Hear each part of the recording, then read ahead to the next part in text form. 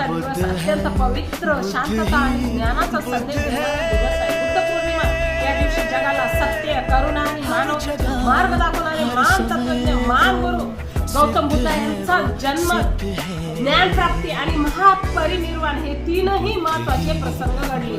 गौतम बुद्ध यांचा जन्म लुंबिनी येथे झाला. त्यांचे बालपण राजवाड्यात अत्यंत सुखात गेले, पण त्यांनी जीवनातून दुःख पाहिले. वृद्धत्व, आजारपण आणि मृत्यू या दुःखातून मुक्तीचा मार्ग शोधण्यासाठी त्यांनी राजसुखाचा त्याग केला. त्यांनी कठोर तपश्चर्या केली, चिंतन केले आणि शेवटी बौद्ध गया येथे त्यांना ज्ञान प्राप्ती झाली. त्या क्षणापासून ते बुद्ध मंदिर जागृत झाले.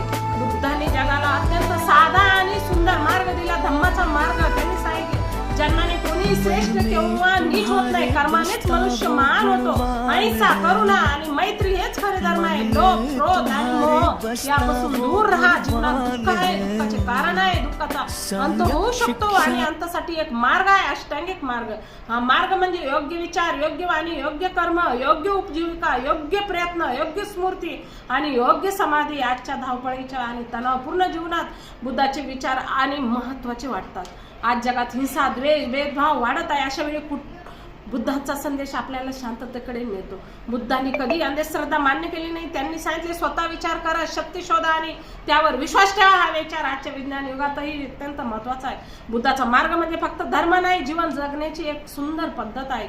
इतरांना मदत करा, सत्य बोला, कोणावरही अन्याय करू नका, सर्वांशी प्रेमाने वागा, हीच बुद्धाची खरी शिकवण होती. आज बुद्ध पौर्णिमेच्या दिवशी आपण शांततेचा मार्ग स्वीकारूया, देश सोडून प्रेमाचा स्वीकार करूया आणि समाजात बंधुता निर्माण करूया. बुद्धाचा प्रकाश हा अंधार दूर करणारा आहे. त्यांचे विचार हे मानवतेला दिशा देणारे आहेत.